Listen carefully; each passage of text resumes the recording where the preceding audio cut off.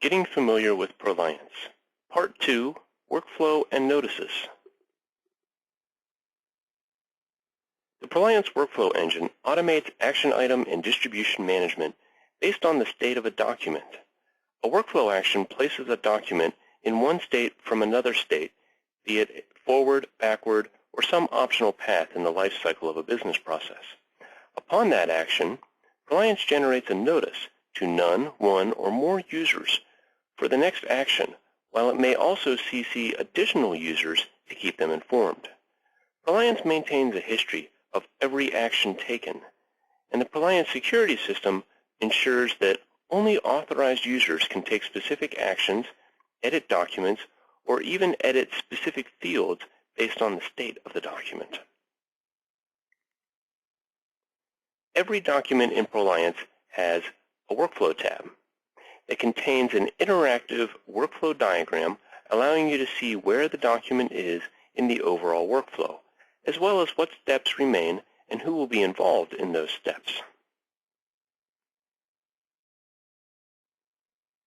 The workflow diagram displays a visual representation of the workflow for this document or process. I have some tools to zoom in, out, or even size to fit. I can even export the diagram as an image format that I can use in some other documentation. The information shown in the diagram is interactive with the right-hand panel. The Show State Details allows me to choose an extra element to display at the bottom of each workflow state, such as the CC recipients. Notice here on the pending closure step that John Simpson will receive a notice. While the workflow is configured by role, the diagram resolves your project participants in the current roles to show you precisely who is engaged. In other instances where there are multiples, clicking on the workflow step will show you additional details in the right-hand panel. The details show me both roles and actual names of current project team members. Elsewhere on the Workflow tab, in the Participating Companies section, we can see what project team companies are currently engaged, which will also mean which company team members can actually see this document.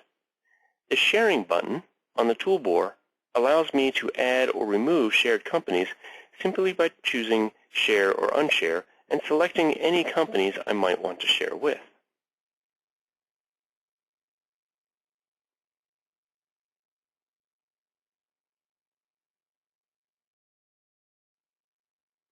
Sharing does not inherently send a notice, but taking a workflow action does, while workflow actions also automatically share documents with companies that are recipients of the notice.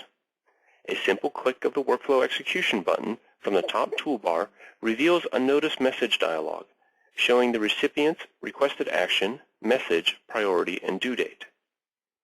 Click Execute, and Proliance will confirm for you successful execution and sending of the notice. Note that as you do this, Proliance checks to make sure the requirements have been satisfied to move into the next step, such as any required fields. On the receiving end, recipients may see their notice in an email or within Proliance in the My Notices area. In both instances, clicking the notice will open the document directly without further navigation necessary. From there, the process of editing, taking the workflow action, sending and receiving notices repeats down the line. Here we are back on the issue document. I have two ways of generating a notice. I can use the Workflow button, which will advance the document, or I can simply click the Forward button, which will send a notice but not change the current state of the workflow.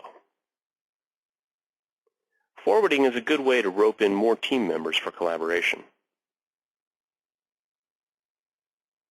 But in this case, I do want to push the document forward by activating this issue. So I choose Activate under the Workflow. Note that the list of actions under the workflow dropdown will change based on my security permission and the available next steps for that document. I am presented with the dialog box pre-populated based on the configuration. I could edit here, but I will simply execute. Proliance takes a moment to check that I have completed any required fields or other business logic and present me a confirmation.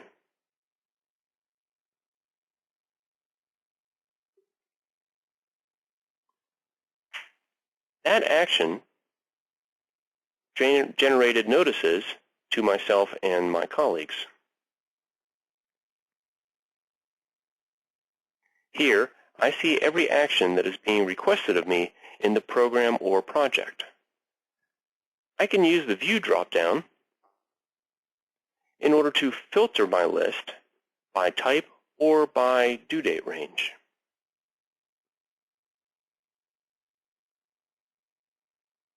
The notice list tells me the action requested of me, the document type and title, who sent it to me, a message, and due date. Clicking on any of the items in this list will open that particular document and allow me to continue taking action, such as this notice that I just sent myself.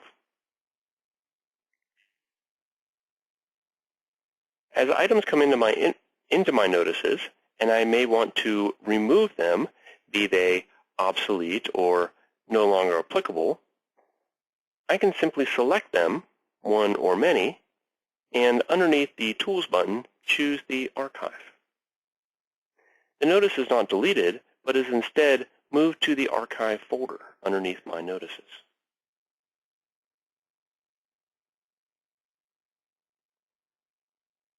Take some time on your own to explore the Workflow tab, sharing, forwarding, executing workflow, and using notices.